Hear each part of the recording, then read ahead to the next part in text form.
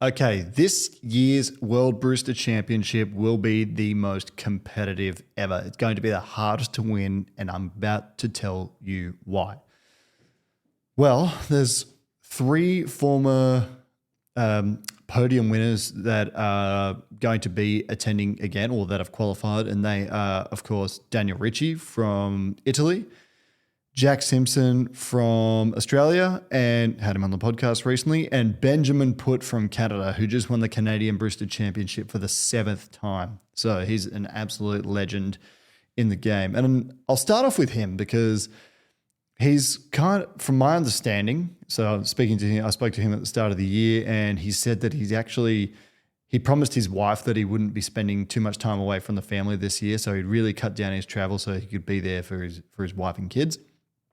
And so what he did is he actually renovated his basement so that he could put a competition training area with a machine and all in his basement.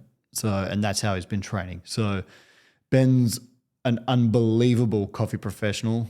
He's won the Canadian Brewers Cup previously before. He's just so good in every way. And this year he used a Takesi, a coffee from Finca Takesi in Bolivia, and he used a natural process. I think it was either a Maracaipe or a Geisha. I'll have to double check that one. But I didn't know they did natural coffee. Naturally processed coffee is really hard to do in Bolivia because there's so much rainfall. So they often mechanically dry, or at least at the Rodriguez farms. So yeah, that sounds like a super interesting coffee. And Takesi's harvest this year was really special. I just had the lot from Seven Seeds. So they had a Takesi Geisha, and it was one of the best coffees I've ever had. I give that a top 5 in my life, to be honest. So that sounds really interesting. And I think, him being there and doing it for a 7th time, I mean, it's hard to imagine him wanting to go through all this again. So barista competition doesn't sound like much to the average man if you're tuning in for the first time, but it's extremely hard. The time it takes to prepare to just do this 15-minute routine. You only really get like 1 or 2 chances to qualify. Like you compete in actual time twice or maybe 3 times before you actually get to go to the Worlds. So it's really hard to win. The odds are not in your favor.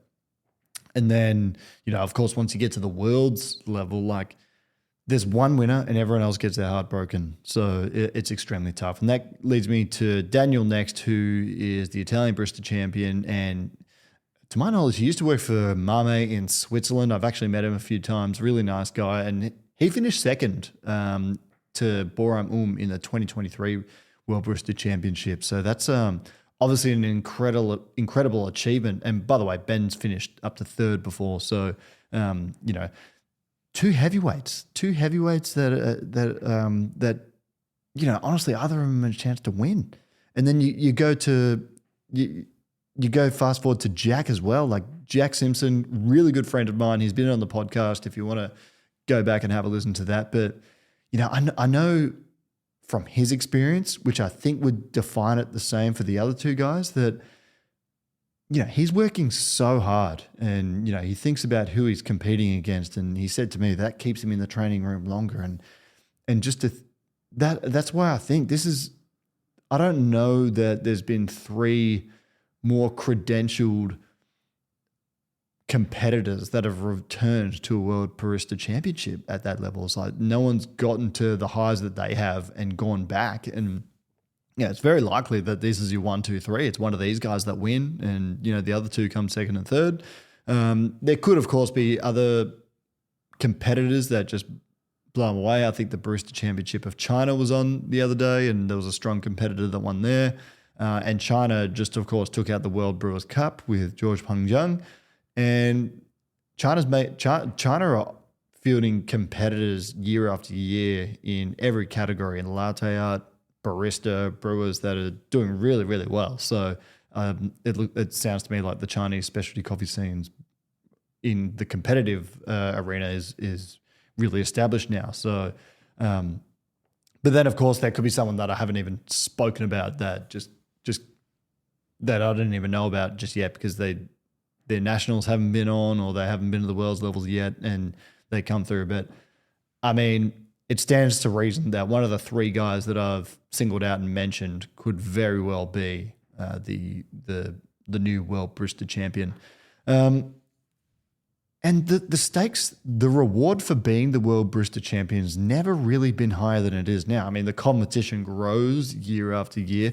But you look at Borum, he's a bit of a superstar. He's got like a watch deal, and he's got brand deals with all these other companies, and he's doing really well, traveling all the time.